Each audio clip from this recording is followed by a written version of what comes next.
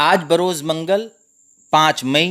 جامعہ اسلامیہ اشاعت العلوم عکل کوہ میں تعلیم حاصل کرنے والے طلباء کو اپنے وطن بہار بذریعہ ٹرین روانہ کیا گیا۔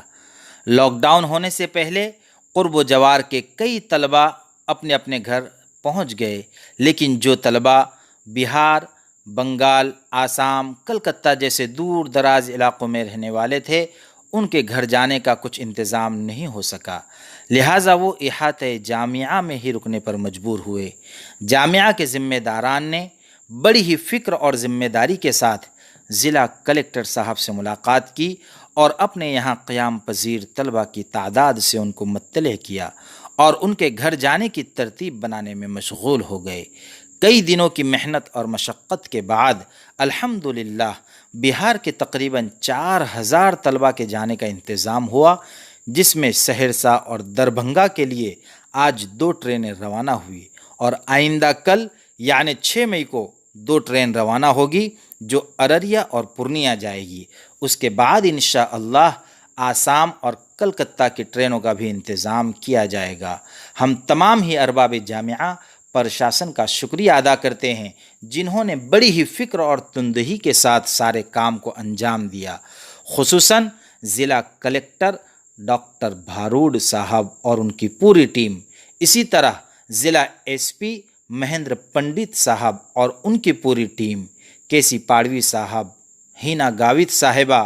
وجے کمار گاوت صاحب، پدما کروڑوی صاحب اور تمام ہی سیاسی ذمہ داران، ان تمام کی فکروں نے ہمارے طلباء کے اپنے گھر جانے کا انتظام کیا۔ لیکن ہم نہیں بھول سکتے کہ ہمارے جامعہ کے ذمہ داران نے بھی اپنے مدرسے میں پڑھنے والے طلباء کا بخوبی خیال رکھا۔ لاک ڈاؤن ہونے کے بعد جو طلباء جامعہ میں تھے ان کو سوشل ڈسٹینسنگ کے ساتھ مدرسے میں رکھا،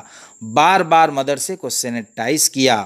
بچوں کی صحت کا خیال رکھتے ہوئے بار بار بچوں کا چیک اپ کروایا اور مستقل ان کو اپنے وطن روانہ کرنے کے لیے ارباب حکومت سے رابطے میں رہے۔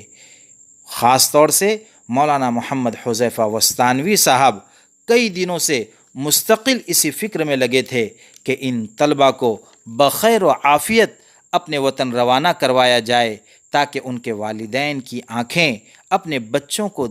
بچوں کے دیدار سے ٹھنڈی ہو سکے، اور ان کی یہ محنت رنگ بھی لائی کہ آج جب طلباء اپنے وطن روانہ ہو رہے ہیں تو ان کے چہرے کی مسکان دیکھ کر ہمیں بھی خوشی کا احساس ہو رہا ہے، اور خوشی کا یہ عالم ہے کہ مولانا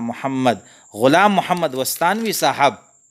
اپنی تمام تر پیرانہ سالی کے باوجود، بیماری کے باوجود، سخت گرمی کے موسم میں روزے کی حالت میں پوری دوپہر ریلوے اسٹیشن پر آ کر بچوں کو الوداع کر رہے ہیں اور دعا دے رہے ہیں کہ میرے یہ بچے صحیح سلامت اپنے گھر پہنچ جائے۔ ہم دعا کرتے ہیں کہ اللہ تبارک و تعالی حضرت کا سایہ دیر تک ہم پر باقی فرمائے۔